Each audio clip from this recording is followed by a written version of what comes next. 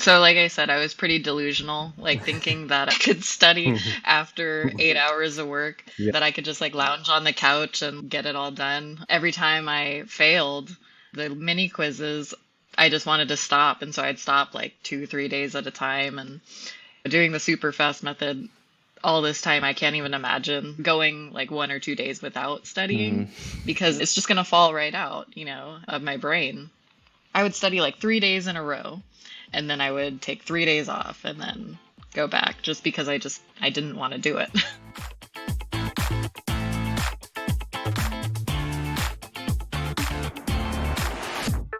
Welcome to another episode of the CPA Exam Experience podcast from Superfast CPA. I'm Logan, and in today's episode, you're going to hear Nate and I talking to Jackie. Now, Jackie's story is pretty cool. Basically, she started out as a temp admin for a CPA firm and really liked it, really admired the people, and eventually decided to go back to school to finish her degree in accounting. Eventually, she moved to South Korea with her husband because he's in the military, and while she was there, she finished her degree. Once she started studying for the CPA exam, she learned that it is not at all like studying for school and really struggled for a few months. She would sit down thinking that she would get a lot of studying done, but would only get about an hour or an hour and a half of actual studying in, as a lot of people find out when they start studying for the CPA exam. Eventually, she found Superfast CPA and was able to start passing exams, and also was able to get hired on remotely back to the firm where she was an admin, now as an associate. Her story is really cool, and I think you're going to like it. Before we jump into the interview, I just want to give everyone one more reminder about the Superfast CPA free training webinar that's on our website. It's 1 hour that will save you a ton of time, and we teach the key ingredients to passing the CPA exam. The link will be in the description of this video or wherever you listen to the podcast, so again, make sure you go check it out. With all that said, let's get into the interview with Jackie. So I have the first thing I kind of heard from you was your email just saying, thanks, your stuff helped me get through the exams. We'll get to that, but we'll just kind of start with some basically two direct questions about Superfast CPA or how you using it, and then that'll kind of give us more to go on for the whole, like your whole story type thing. The first question is, what were the main struggles you were having with the study process before finding or starting to use Superfast CPA? Just the motivation, I think, was most of it. I had purchased my study materials, and I used Wiley too, because I had a coworker who had some success with it. I had bought it, I think, in June of 22, and by October, I had only covered half of audit when I had planned to. When I bought it, I was like, yeah, I'm gonna just study every single day, and I'm gonna get it all done so that Yeah. by the time, I should add, we lived in South Korea at the time. Oh, wow. And we were planning to move back to the States in January of 2023. And I was like, as soon as we get back to the States, I'm gonna hit the ground running. I'm gonna like just knock these all out. But when I had only made it through half of audit, um, I I was kind of just, I don't know, demoralized a little bit, kind of not encouraged to work a full day of remote work and then get on my study materials and do that. So it was really hard to develop consistency. Mm-hmm. And I think if I would go back, I wouldn't have tried to start from scratch on my own. I would have looked for people who had done it and seen what they had done, because I was just following the Wiley calendar and watching the lectures, reading the notes, and then failing every quiz because nothing was sticking. So yeah, so it was, so honestly, when I was on YouTube for whatever reason one day, and one of your ads popped up, and there was a practice session starting in 15 minutes, and I'm like, okay, I'll go and see what this guy has to say. Maybe maybe it'll help, maybe it won't. And then just realizing, oh my gosh, I can do this in 2 hours. I can knock it out before work. Just all the tips were super super helpful, so I'm super grateful Okay, awesome. that I stumbled on that. Yeah, yeah, we'll get into all that. And then, so it sounds like, so a combination of things, which are all very common. So trying to watch every video, read every chapter, was just so time consuming. And even then, it didn't really translate to helping you answer the questions. So the whole thing was just demotivating. I mean, for obvious reasons. If you're putting in that kind of time and it's not working, yeah, it's hard to feel good about spending that kind of time. So you mentioned you watched the free training. So I guess the next question is just after the fact, what were the main things that Superfast CPA helped you with in your study process? Yeah, it was having a structured plan for every day. And I think having that re-review for the last half hour of the 2 hour block really helped. And then, I mean, re-review in general, the app, I had the app with the review notes and the mini quizzes and the audio notes, and going back to that frequently throughout the day and knowing I didn't have to sit at my computer for 8 hours a day um, was a game changer for me. So the 2 hour block and using the re-review tools Okay. definitely helped me a lot, I think. Yeah, it is much easier mentally to study 2 hours plus like the mini sessions as you go through your normal day versus having to sit with your review course for 4, 5, 6 hours. Yeah. I mean, it sounds obvious when you say it out loud. So you use the study tools a lot throughout your day then. Okay. Yeah, and I printed out the review notes and I would read those before bed as some kind of twisted bedtime story, I guess. A horror story. Well, Yeah, right. yeah. Put me right to sleep. We've heard that from so many people that now we kind of recommend that. Like, I don't know what else to call it. So I say like a bedtime routine. It sounds like I'm talking to my 8-year-old, but yeah, reading the notes, well, the follow along notes, because people would tell us over and over, they would read the notes and listen to the audios at the same time. Kind of like the way you described it, some sick form of torturing yourself. But so many people would mention that we just made it its own study tool. So the follow along notes basically like read you the review notes. But yeah, we recommend that to just in general now, that at bedtime when you're trying to fall asleep, it makes sense because it's like an easy time. Most people are on their phones again anyways, and kind of the last thing you hear or see, just a little bit more re-review or time put in. But anyways, yeah. Okay, so let's go back to the beginning then. Where were you at in your career? What made you want to do the CPA when you started? So, a couple years ago, I kind of fell into a temp job working the front desk at a CPA firm. Okay. And Yeah. I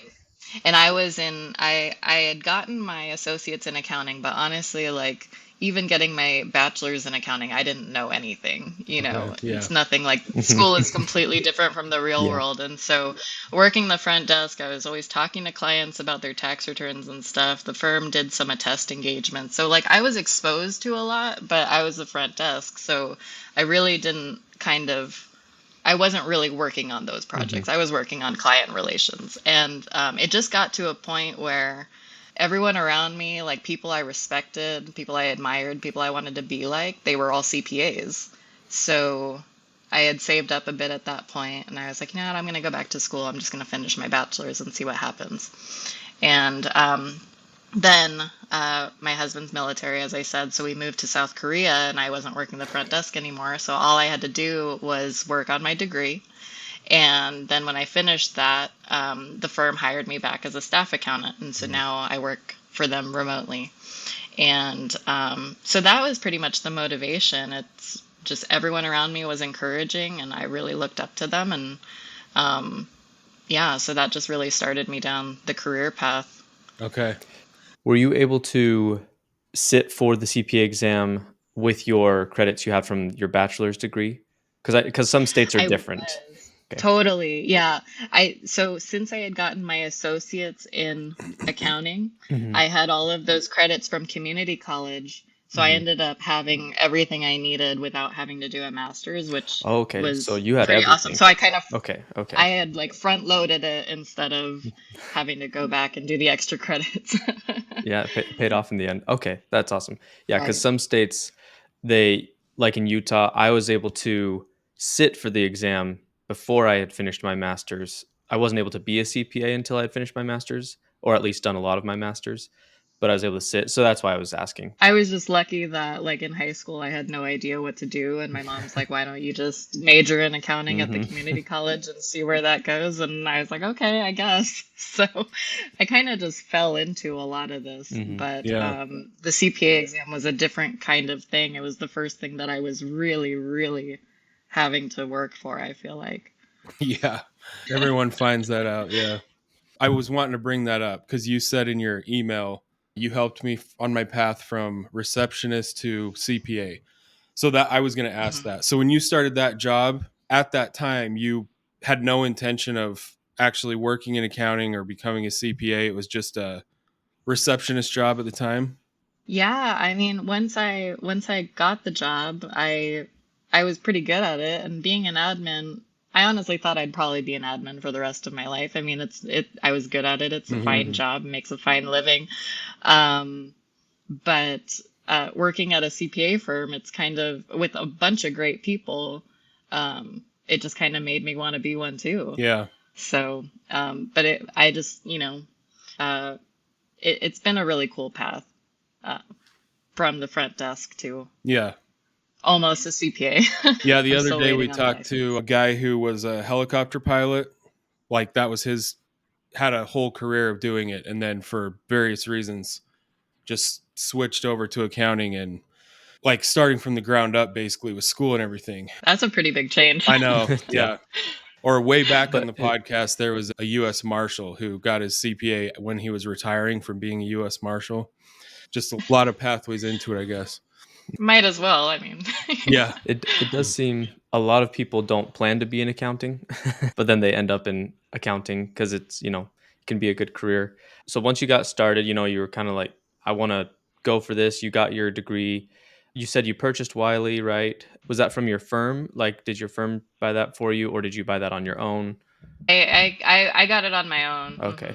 Did you just pick one at random, or did you kind of do some research to see which one you would like best? So I had two coworkers who said Wiley was worked for them, worked Hmm. pretty well for the review, and yeah, I didn't do much more Just kind research of went than with that. that. Yeah. I was like, it worked for them, so I'm gonna go ahead and do it. But I know everybody uses Becker Hmm. also. I really didn't have a real preference. I just wanted Yeah. to kind of get started. Yeah. Yeah. I was asking because some people do like this super deep dive research, but I mean, most people don't. I didn't, I had no idea what I was doing either. So you got your review course. And so you kind of mentioned this before, but how did that go at the start? How long were you studying before you found Superfast CPA and it kind of clicked? So like I said, I was pretty delusional, like thinking that I could study after 8 hours of work, Yeah. that I could just like lounge on the couch and like get it all done. And it just every time I failed the mini quizzes, um, I just wanted to stop, and so I'd stop like 2, 3 days at a time, and doing the super fast method all this time, I can't even imagine like not going or going like 1 or 2 days without studying Hmm. because it's just gonna fall right out, of my brain. And so that was June to October, so however many months that was, I was just kind of I would do like I would study like 3 days in a row, and then I would take 3 days off and then go back just because I didn't want to do it. Yeah. Yeah. So yeah, it was a few months of doing that back and Okay. forth. So you work all day. How long were you trying to study at night during that period? I'm trying to study like 2 or 3 hours, but really, if I'm being honest with myself, I probably didn't make it an hour, hour and a half, Yeah. just because the lectures were boring and Yeah. yeah, monotonous.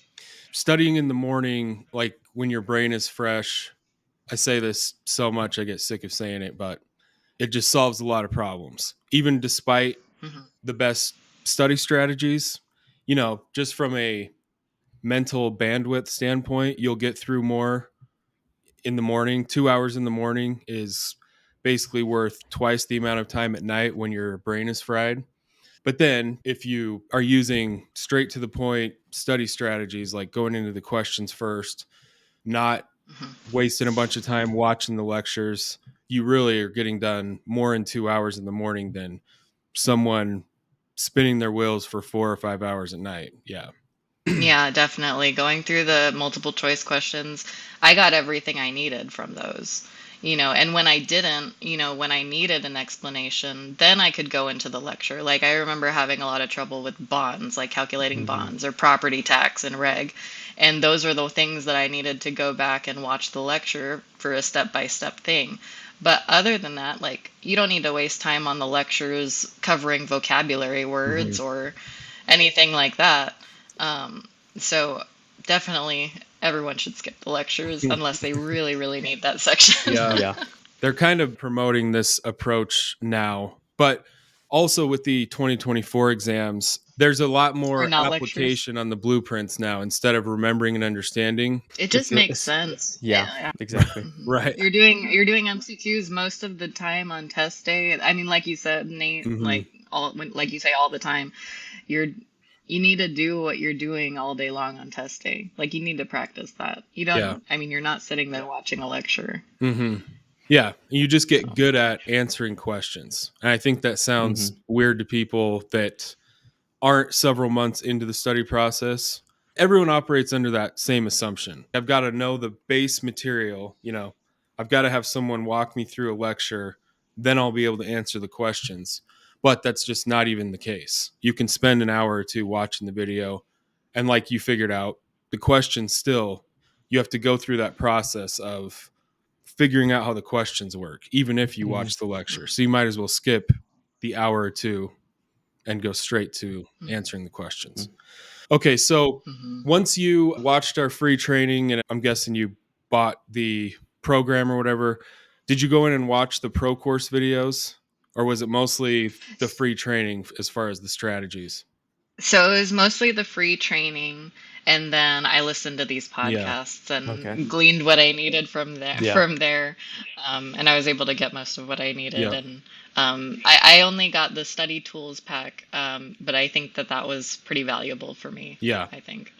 And so you start studying in the mornings, I think you said. So you switched to studying in the mornings, doing this questions first thing. And how long was it before you felt like, okay, this is clearly working better than what I was doing before? Instantly, I felt better about my studying. We were in the middle of an international move, and like having that routine, like that non-negotiable, I'm gonna do this. I'm gonna get up as early as possible to knock this out before I have to do whatever else. It changed everything. And as soon as we came back, as soon as we got back to California, I think I had a week, and then I sat for the exam, jet lagged and tired and living out of suitcases, and I walked out, and that was my first one, and I felt okay. We'll see. Like I feel okay. It was audit. And later in the year, I was working on at-test engagements, so I felt pretty like okay, but you can't feel too confident, right? And then the score came out a couple weeks later, and it was a 79, and I was like, okay, this is working. I'm gonna keep going. I'm gonna keep going exactly like this. And then I took reg in the middle of tax season. So I was working 10-hour days, but I was getting up at like 4 a.m, 2 hours. Then you go to work, and then I was trying to take it, I think, in 5 to 6 weeks or something. So I'd come home and I'd do like re-review. And then I passed that one at the end of tax season, like in the middle of busy season. So having that routine really grounded me, I think. Yeah, That's definitely. incredible. And you kind of mentioned it earlier, studying a few days and then taking a few days off, which is also really common because, people are busy. Most people are trying to study 3-4 hours after work. And for various reasons, it just doesn't happen 7 days a week. If that's what you're trying to do, it's just a lot easier 2 hours in the morning. But yeah, it's hard to make progress with the material itself, but you also don't really have breakthroughs in your own study process. But when you're doing it every day consistently, there's all these little nuances to, answering questions, answering sims, making like an effective flashcard or your form of taking notes. You get better at it. Like all parts of the study process are a skill. The routine that's locked in over time just kind of solves all that. And Hmm. it's a really, And really good point. and I should say, it wasn't I wasn't at 100% every day. Some days like you're there, it's 5 in the morning, it's dark, it's cold, you're alone, and you hit a wall, Mhm. you know, and that happened to me a lot.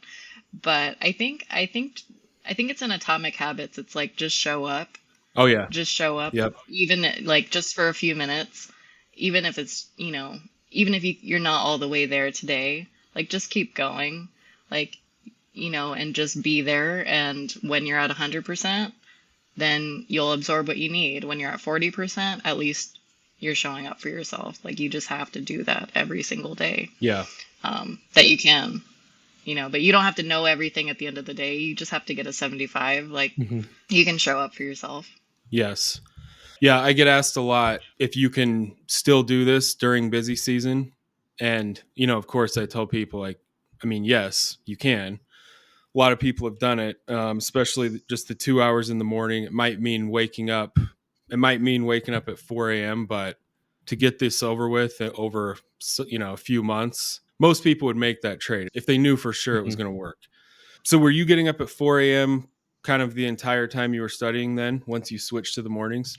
Yeah, 4 or 5 in the morning. Tax season was a little bit earlier, but if I could recommend anything, I mean, I wouldn't highly recommend it, but if you're a tax preparer and you can schedule reg for a little bit after April 15th, and you're doing tax returns all day long, you're learning from other CPAs around you, like take reg. Or if you're an auditor, you know, take audit after busy season. You might know more from reading all of the work papers and all of that. I mean, it worked for me. It might work for other people. I mean, it's Hmm. miserable, but you're kind of getting extra study time with your work. So in that Hmm. way, you're you're kind of building on your 2 hour block. Yeah. Yeah, I would think it would help to study something that morning and then, day by day or as the weeks go by in busy season, you're probably seeing a decent amount of that like in real life on the stuff you're working on. That makes sense. Hmm. Yeah. You know, you passed the first two. What were some things like throughout the whole process? This could have been day to day things or maybe even big life events. What were some things that kind of made it extra difficult at times to make sure that you were still studying and passing these exams? Like what life events happened? Um, Other than the move, I mean, Hmm. I mean, getting up early is like hard enough, but like, Yeah. other than the move, the first year moving somewhere brand new is really, is the hardest, I think. Hmm. And I work remotely, so it's pretty isolating, Hmm. being in a new place and everything. So, but I combated that. I joined like a local yoga class, and that gave me human interaction. But yeah, just like getting to know our surroundings, um, while also flying back and forth because I took the exam in California, so Oh, moving back and forth, dealing with normal family things, and then, a full-time job. But, it definitely could have been harder. We don't have any kids, and, um, you know, um, I'm not saying there wasn't any struggle, but I think I picked a good time to take the exam. Hmm. Nothing huge, nothing huge other than the move came up. But moving back internationally, because we spent the pandemic over in South Korea. So Hmm. coming back to the States, it was kind of like a blip. But it was Yeah. just integrating But with our new but you community were here in Indiana. you were able to manage it though. I think that's one of the biggest benefits that a lot of people see from using the super fast strategy is life is super busy for pretty much everybody. Like everybody has something that's going on in their life or something comes Mhm. up, like an international move or whatever the case may be. But if you have that focus and that dedication, you're able to make it through pretty much everything. And you were Mhm. still passing your exams with all this extra added stress. So, I mean, it's just a testament that you can do it even if your life is busy. Yeah, I mean, I think to add to that, I mean, I think having that set part of my life, like maybe Mhm. that was the only part of my life that was not moving, really Yeah. helped too. Like I said, it was non-negotiable. Like I gotta get this done, and I wanted it to be over, and then they changed the whole exam, so I wanted to make sure I did it by the end of the year. Um, so yeah, having the routine helped a lot. Yeah. Yeah. And once you finished reg, what was the process for the other two? You were done with tax season, so how did the other two exams go? So after that, I took BEC, which is a lot of material. So Mhm. I took the summer, and that's what I covered. I took that in, um, I think I took that in August, and I remember walking at that was the one exam I walked out and I was like, I totally failed that one. Mm. I like maybe I did well on the writing, but like I totally failed it. And I think it was just because there was so much information. Um, but somehow I miraculously passed it. And I was like, the only reason I passed is because of the re-review. Like, that's probably the only reason because whatever needed to be fresh was fresh in my head. Mhm. Hmm.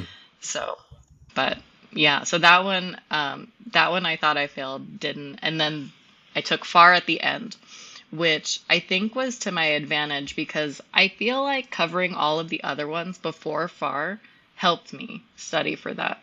And by that time, my study routine was down. I knew what I needed to do every day to get closer, and FAR ended up being my highest score yet. Yeah. So I really think that like honing in on what really worked for me helped in the end. Mhm. Um, because I would do my 2 hour study block and I would do mini quizzes throughout the day. And when I did them, I tried to do them in sets of three. I tried to say, I'm going to do three mini quizzes right now. But if I get 5 out of 5, I'm going to stop. Okay. So I sometimes like I'd only that. have to do one or Yeah. two. Like, so it'd be a little treat, but then I'd have to pull it out again later. Okay, I'm going to do three, but if I get 5 out of 5, I'm going to stop. And then I totally skip the TBSs. Everyone needs to skip the TBSs. You don't need to do Sims until your final review because you only need to know how they work. I only needed to know how they work, so I didn't do those, and I didn't do lesson assessments either in Wiley. They do these like quizzes in between sections, but these didn't have the explanations. Like you had no option to Mm. have the explanations. And I felt like that wasn't helping me to go through the whole MCQ without knowing if I got an answer right or wrong. Mhm. So I totally skipped those too. And so you finished FAR. When did you pass FAR? I took it first week of December and I got my passing score the last The score last release of the the year. Oh, you awesome. did it right Yeah. before the change. That's Oh, awesome. yeah. Your email's Yeah. from December 28th. Okay. Yeah. Right. Yeah. Yeah, I got that and I was just it was a weight off. It was a weight off Yeah, for that sure. probably like one of the best. I mean, it was the score release was after Christmas. I think it was like 1 or 2 I think days it was after the Christmas, but still like 26th. pretty good Christmas Yeah. present. Oh my gosh. Yeah, it was the only thing I wanted. I felt so bad that I wanted to skip over Christmas Yeah. Yeah, it's to get to the score release. right. Going back to your daily process. And so also studying in the morning, I mean, it let you kind of have the evenings off, right? Whereas before you were working all day and then trying to spend your whole evening studying. Yeah, I everything was pretty normal. I was maybe a little bit more tired in the Yeah. evenings, but yeah, I mean, it was nice being able to, I would listen to the audio notes while I cooked dinner, but I was still doing something I would normally do. I was able to go to the gym and still do things on the weekends. Um, I didn't, I didn't really do any like recreational reading or I gave up like my favorite podcasts and stuff like that. Hmm. But I don't really feel like I sacrificed too much. Still had a lot of fun. Yeah. Yeah. I mean, locking it in the morning, like I said, it allows you to do that, obviously. I mean, there is this aspect of like I use my phone to study constantly because I just viewed it as I will do anything extra to not fail one of these again because I failed my very first attempt. Um, And that idea just made sense to me. I mean, you get the screen time report, even if you are legitimately busy, somehow you find 4 or 5 hours a day to stare at your phone. And for a few months, you just give up your favorite phone time waster things. And I just like, to Mhm. me, that's a small sacrifice. I mean, you went 4 for 4, right? Yeah, Mhm. that's I awesome. did. Yeah, and I gave up social media, but now I feel like it was one of the better things I could have done anyway. I Oh mean, yeah. I don't really use it too much anymore, but I would definitely get on there on like the CPA candidate Facebook pages and I would see, okay, what are other people being tested on? Hmm. Hmm. What tips do other people have? So I felt like I was still using social media to like further my Yeah. goal of passing the exam and just kind of just focus. It's a year. Struggle's temporary. You can do anything for 2 hours. You can do anything for a year. You know, Hmm. you Yeah. can, and if it's worth it to you, you're gonna do that. Yeah. Yeah, And absolutely. and when you're seeing results too, you felt good, you were passing all of your exams even with, busy season and everything. So that just keeps you motivated. It makes it a lot easier to go a full year. Whereas, if you're going a whole year and you didn't pass a single exam, that gets really Mhm. discouraging and just feels like you're walking through mud to nowhere, It makes a big difference to have that structure. Well, yeah, and there was also the thing I wanted to say was um, people vastly smarter than me have failed this exam, Yeah. and I knew that going in. And my scores, they weren't like, I'm not a genius. I didn't score in the 90s. I'm not getting that That award or special award, whatever. yeah. Like, like, but supplementing, doing the little extra work, I feel like was the difference between me failing one or two and clearing it Hmm. 4 for 4, Yeah. because my scores weren't anything spectacular, so you just need to tweak your study routine. That's all you need to do to get you over that 75 that you need. Yeah, it is to a shocking degree. This is literally about your strategy. Because we've had people on the podcast that were studying for 10 years and, maybe they would take exams, maybe take a year off, but like in general, they've been trying for 10 years to pass these, and then they find us usually through a YouTube ad. And a few of those things, just going straight to the questions, maybe making flashcards, they get like one difference maker strategy, then they just pass all 4. So Hmm. it's like literally about your strategy, almost to a strange degree. Like that's all it's about. Yeah. And Nate kind of just barely mentioned this, with the flashcards and everything. So, what was your process for, you run into a question that you don't really know very much about? What was your process for making sure you could understand stuff and also taking notes and flashcards? What did that all look like? Definitely. So when I would go through the MCQs and I would, get one wrong, I would read the explanation, really try to understand it, not just skip over it. I'd Mhm. really try to understand it and then try it again. But if there was a question that for some reason I kept getting wrong, usually if something jumped out at me, I would write it down. I would have a notebook. And so as I was going through, I'd end the day with like a bunch of notes. And if there was one that was, and I'd usually flag them in the system too, so I could come back to it. But if there was something that I really felt needed to be on a flashcard, I'd circle it. And then at the end of the day, I'd Mhm. put those on flashcards. Normally, I would do this towards the Okay. end of, like closer to final review, because at that point, if I still wasn't getting it, then that was something I really needed to focus on. Um, so that would be methods for flashcards. Because during final review, I would do something kind of Okay. dorky. So I'd have all my flashcards made. I would usually use those, but I would do something I called the 1 2 3 method. So every day during final review, I would start with one TBS because all I needed to know was how they worked. I would get everything else from the multiple choice. Then I would do 20 of my flagged questions. So these were questions that I was having trouble with, questions that I really needed to go in and dissect. And as I did those, I would go back into my notes, I'd go back into the lectures and go into the little forums explain where the professors would explain the questions, and I'd really try to understand those concepts. And then I would end with a regular 30 batch of multiple choice questions. Mm-hmm. And then if I had time left over, I'd work on my flashcards, and do some mini quizzes. But usually I didn't have a lot of time left over because I spent so much time fleshing out those 20 flagged questions. And I think that really helped me leading up to exam day because I was getting those concepts that I had a really hard time with fleshed out. Yeah, that's like kind of that. that's a really good routine or a little method. How would you pick the one sim? You just literally generate one random sim, or would you pick it from a certain topic? I'd make sure it was pulling from a pool that I hadn't seen before. Okay.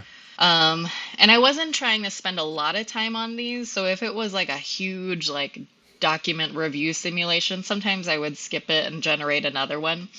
Or if I got like an authoritative literature one, I'd sometimes be inclined to take another one. But usually I would just stick with one normal TBS, Okay. random. And on that, were you trying to fill it out on the front end and get as far as you can and then submit it? Or if it was confusing, would you immediately submit it and kind of try to make sense of the solution? Or how were you actually using that one sim? Definitely. It was one way or the other. Some days if I really didn't understand it, sometimes I would just submit it or fill in what I could and then really try to understand it. Because that's another thing that was important that I learned from, your trainings also is you throughout this process, you have to be brutally honest with yourself. Yeah. You have to say, do I really get this? Do I really understand this? Or did I just memorize it? Yeah. That's a huge point. Nate and I just talked about that. We talked about on it a quite video a bit, we did. actually. Yeah. Yeah. Yes. And that's one thing. That's why I don't like, some of these review courses are using what they call like adaptive, or some of them are starting to say they use like AI in their system and everything to tell you what you need to know. And I think questions that you've manually missed, I mean, that makes sense. But when you do some little diagnostic quiz and then it just removes huge swaths of the material because of that one quiz, I think that's a big mistake. Just because, yes, you want to manually cover every topic and you don't really want to even rely on the software to tell you what you're good at necessarily. Like you said, it's getting to that spot and just knowing how to tell if you actually know this or not. And that's just a big, big thing, not lying to yourself. Yeah, we talk about that all the time. Yep. And taking out things that you know at one point could be to your detriment later. Like you have to constantly be covering all of it, even the stuff because I mean, I took FAR 2 months ago today and couldn't take it again today. Guarantee you. Yeah, that is a great point. And you've mentioned it a few times. The constant re-review. I was going to say the re-review is like the big secret to this, but I could say that about several big aspects. I think studying in the morning, the questions first, making your own flashcards, the sets of 30. But yeah, the constant re-review, again, just solves all these problems that are otherwise there that you don't realize by the time you get to test day. So how long did you leave for your final review? You mentioned you did like a week of sims or not even. What was your final review like? So I would try to cover all of the Wiley modules at least 2 weeks in advance of test day. And then I'd start my 1, 2, 3 block. Okay. And my final review, and I would do that every day. I'd read my notes, I'd do the mini quizzes, listen to the audio notes, and really try to understand the concepts I had a lot of trouble with. I brought it up before, but like during FAR, I had a lot of trouble with bonds. And so I remember spending a lot of time during my final review knowing how to do bonds or getting familiar with the topics I knew I would see. So normally it would be about 2 weeks of doing that. So the 1, 2, 3, that took up pretty much your whole 2 hours each day during those weeks of final review. Right. And sometimes it wasn't even, sometimes I had less than 20 flagged questions, but because those last few pesky things I was having trouble with, them, I'd have to spend a lot of time Yeah. digging into the forums and trying to really understand it. That's the key, is truly understand the topics that you're having trouble with. So if Yeah. you could try to put that in words, because when you mentioned that earlier, that's what I was going to attempt to describe, but I'm not sure I did. How would you get to the point where you felt like, I totally get this in your head, how you knew you had that for a certain topic or not? So when it, I think when it becomes like mechanical, I think when you see that question and you know exactly how to map it out, or you know exactly what is going to be on the other side of that flashcard, and when you can think about it in a way that you can put it in your own words and explain it to someone else, then you understand it. But the CPA exam covers so many topics that there were a lot of pieces that took me a little bit more time to articulate that for these things. So yeah, I also remember during reg, like property transactions, where you have to write out the whole formula to understand what's going on in that world. I would keep my notebook and I would just keep on writing it out over and over until I fully understood what needed to be done, and the words could be flipped around, the numbers could be different, and I knew how to get the right answer, or at least close to it. Yeah. So even if I saw this, even if it was presented differently, I understand what's going on here, to where you feel like you could answer pretty much any question about it. I was just going to ask one last question before we do our final question, I guess. Yeah. I was going to ask how you managed the stress of being so busy and stuff. I'd like to say, it's not all about, it's not purely about what you know. At least for me, it wasn't. I think if I were to give some good advice to someone else going through this, like, there are going to be those times where you hit a wall in the morning and you can't hold on to your knowledge. You have to draw strength and like motivation from inside, because it's such an isolating journey. And one thing that really helped me was to develop like a mantra of sorts. Like, pick any quotes you want. Like, for me, it was like a handful of Bible verses, quotes that really motivated me, that I could bring out during those times that I hit a wall, on exam day, walking into the test center when your stomach's doing flips and stuff. Like, just like, even if it's just telling yourself that you believe in yourself, and that like that you believe in yourself, that's gonna make a big difference as well, because you can't do it if you don't believe you can do it. It's a perfect clip right there. Yeah. Well, and that might be a little hokey for people, but it's I don't know. You draw a lot of motivation, and you have to draw it from yourself. I say that all the time, whether it's like in emails or I've mention it in videos, talking about motivation or ways to, actually motivate yourself probably does sound dumb to someone who's just starting this. And they're like, okay, let's just get into let's just cover the material, but you have to get a few months in and kind of hit small walls, or maybe even big ones, have days that are tough to study, or even weeks where everything falls apart, before you understand that, okay, I'm going to have to dig deep to do this and keep my head in the game day to day, week after week, for months, for this to work. It's a major topic. But then I would also say that gets a lot easier with all the stuff we've talked about. When your process is nailed down, it's working, you're still able to have kind of a balanced life. It's not a complete nightmare as long as you nail the mornings.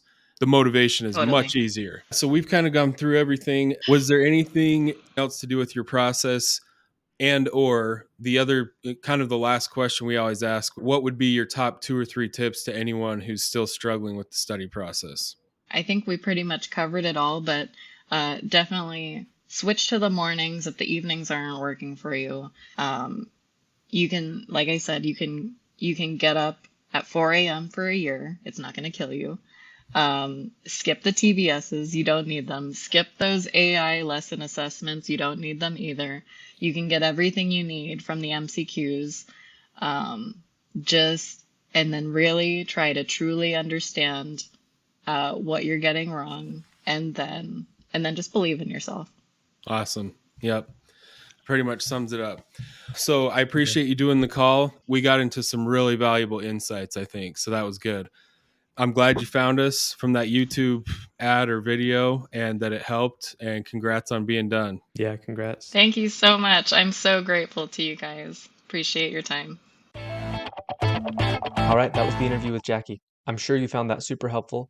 I thought it was awesome because she was able to go from having very little experience in accounting, even though she started out with her associates, to working in admin, and then eventually to working as an associate and passing the CPA exam. I think it's just a really cool journey, and it shows again that no matter where you are in your life, you can pass the CPA exam if you have the right study tools and the right study strategies. Make sure you go check out our free training webinar on superfastcpa.com. Again, it will save you so much time, and it's only 1 hour long. Also, if you liked this video, make sure to like it and leave a comment, and especially share this podcast with anybody you know who is going through the CPA exams. This podcast is the best free resource out there for CPA exam candidates. Thanks for watching or listening, and we will see you in the next episode.